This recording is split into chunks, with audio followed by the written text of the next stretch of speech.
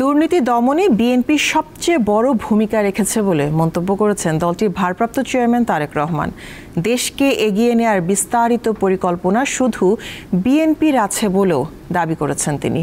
মঙ্গলবার রাজধানীর ফার্মগেটে কেআইবি মিলনায়তনে বিএনপির দেশ গড়ার পরিকল্পনার শীর্ষক অনুষ্ঠানে ভার্চুয়ালি যুক্ত হয়ে তিনি এসব কথা বলেন।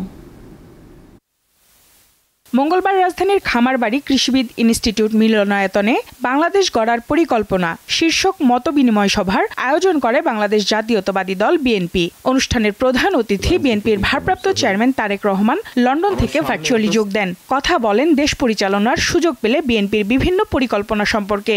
আগামী নির্বাচনে জনগণের সমর্থন নিয়ে বিএনপি সরকার গঠনে সক্ষম হলে আপনাদের আগামী বিএনপি সরকার শুধু শিক্ষিত মাই নয়, একজন শিক্ষিত মায়ের সাথে স্বাবলম্বী মা আমরা গড়ে তুলতে চাই, স্বাবলম্বী মা, স্বাবলম্বী পরিবার গড়ে তুলতে চাই।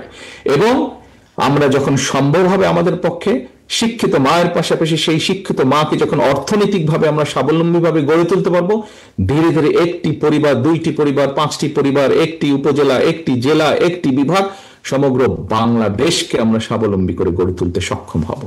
তিনি বলেন, স্বাধীনতার পর থেকে বিএনপি সবসময় দুর্নীতির লাগাম টেনে ধরার চেষ্টা করছে। বাংলাদেশে যদি আমরা বলি যে এই যে দুর্নীতি যে লাগাম, সেই লাগামকে টেনে ধরতে কিন্তু পেরেছে প্রতিবার বিএনপি সরকার। তারেক রহমান বলেন, যে কোনো মূল্যে দেশের আইন শৃঙ্খলা পরিস্থিতি নিয়ন্ত্রণে রাখতে হবে। যে কোনো মূল্যে আমাদেরকে দেশের আইন শৃঙ্খলা ব্যবস্থা ঠিক রাখতে হবে। আমরা আপনাদের সামনে যে কয়টি আজকে আমাদের কোর প্ল্যানিং যে আপনাদের সামনে আমরা উপস্থাপন করেছি, প্রত্যেকটি প্ল্যানিং যদি বাস্তবায়ন করতে হয় তাহলে অবশ্যই আমাদেরকে আইন শৃঙ্খলার ব্যাপারে কঠোর হতে হবে। বিএনপি ক্ষমতায় গেলে দেশের বিভিন্ন স্থানে বিনামূল্যে ইন্টারনেট সেবা দেওয়া হবে বলে জানান তারেক রহমান। ফ্রি ইন্টারনেটের যে ব্যবস্থা, এটির এরিয়াটাকে কেন আমরা বাড়াবো না? সঞ্জিদা প্লাবনী, দীপ্ত সংবাদ, ঢাকা।